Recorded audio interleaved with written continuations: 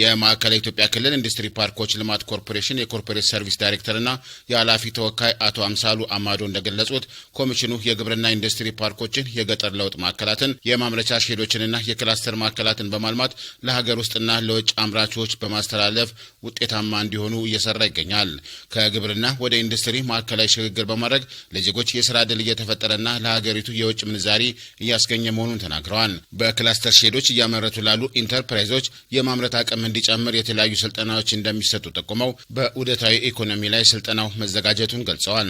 አምራች ኢንዱስትሪያሊስቶች በምርት ወቅት ከኢንዱስትሪው የሚወገዱ ቆሻሻ ወይም ተረፈ ምርቶችን መልሶ ወደ ኢኮኖሚ በመቀየር የገቢ ምንጭ እንዲሆኑ ማድረግ እንደሚያስችል አቶ አምሳሉ አስረድተዋል። በዚህም ተጨማሪ የሥራ ዕድል እንደሚፈጠር ጠቁመው የስልጠናው ተሳታፊዎችም በቀጣይ ወደ ተግባር መግባት እንዳለባቸው አስገንዝበዋል። ስልጠናውም የአምራች ኢንዱስትሪያሊስቶችን ምርት በሚያመርቱበት ወቅት ላይ ከኢንዱስትሪ የሚወገዱ ወይም የሚጣሉ የነበረው ቆሻሻ ከመጣል ይልቅ መልሶ ወደ ኢኮኖሚ መቀየር እንደሚቻል፣ የገቢ ምንጭ አድርጎ መጠቀም እንደሚቻል እንዲሁም ተጨማሪ የሥራ ዕድል መፍጠር እንደሚቻል የሚያሳይ አይነተኛ ስልጠና ነው። የስማርት ካሪየር ሶሉሽን ኮንሰልታንሲ ስራ አስኪያጅ ወይዘሮ ሄቨሪና ጌታቸው በበኩላቸው በወልቂጤ ከተማ በተለያዩ ዘርፎች ለተለያዩ ኢንተርፕራይዞች ስልጠና መሰጠቱን ገልጸው በስራ ወቅት የሚወጡ ተረፈ ምርቶችን ወደ ሀብት ለመቀየር የሚያስችል ስልጠና መሆኑን ተናግረዋል። በስራ ወቅት የሚወጡ ተረፈ ምርቶች ገቢ መሆን የሚችሉ ሀብቶች መሆናቸውን የገለጹት ወይዘሮ ሄቨሪና የድርጊት መርሃ ግብር በማዘጋጀት በቀጣይ ወደ ስራ እንዲገቡ እንደሚደረግም አክለዋል።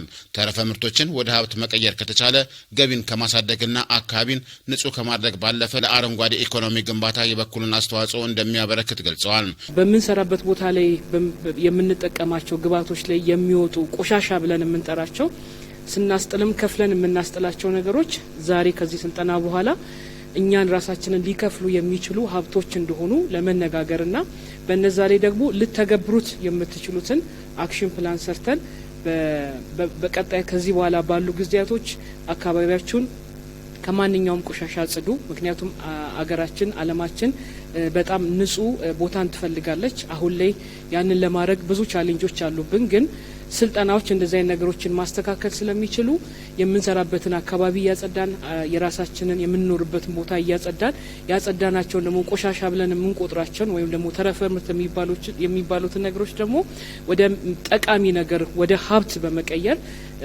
መስራት የምንችልበትን እድል ለመጠቀም ነው ይሄ ስልጠና የተዘጋጀው። በዑደታዊ ኢኮኖሚ ያንዱ ኢንዱስትሪ ተረፈ ምርት ለሌላው ጥሬ ዕቃ መሆኑን ማስረድተዋል። ብክነትን በማስወገድ እሴት ጨምሮ ገቢ ማምጣት እንዲችል መስራት ያስፈልጋል ያሉት ወይዘሮ ሄቨሪና ምርቱን ከዲዛይን ጀምሮ ለብክነት እንዳይዳረግ ማድረግ እንደሚቻል ተናግረዋል። ወደ ተግባር እንድትገቡ ባላችሁ ጥቂት ነገር የራሳችሁን እርምጃ እንድትወስዱና እያንዳንዱ ተረፈ ምርት የምትሏቸውን ነገሮች በሙሉ ምክንያቱም ግሪን ኢኮኖሚ ወይም ደግሞ ሰርኩላር ኢኮኖሚ የሚባለው ኮንሰፕት ራሱ ሪሶርስን ኢፊሽንትሊ መጠቀም ስለሆነ ሪሶርሶቻችሁን በትክክል መጠቀም እንድትችሉ የሚያስችል ስልጠና ይዘን መተናል። ከስልጠናው ተሳታፊዎች መካከል ፀሐይ ደምስስና ሰድሩ ቢረጋ በሰጡት አስተያየት ተረፈ ምርቶችን በመጠቀምና እሴት በመጨመር ሌሎች ምርቶችን በማምረት ገቢን ማሳደግ እንደሚቻል መረዳታቸውን ገልጸው ለአረንጓዴ ልማት መልካም አጋጣሚ የሚፈጥር መሆኑን ተናግረዋል። ለምሳሌ እኔ በባልትና ዘርፍ ስሰራ ብዙ ተረፈ ምርቶች አሉኝ። እነዛን ምርቶች ለከብት ማደለቢያ እሸጥ ነበር።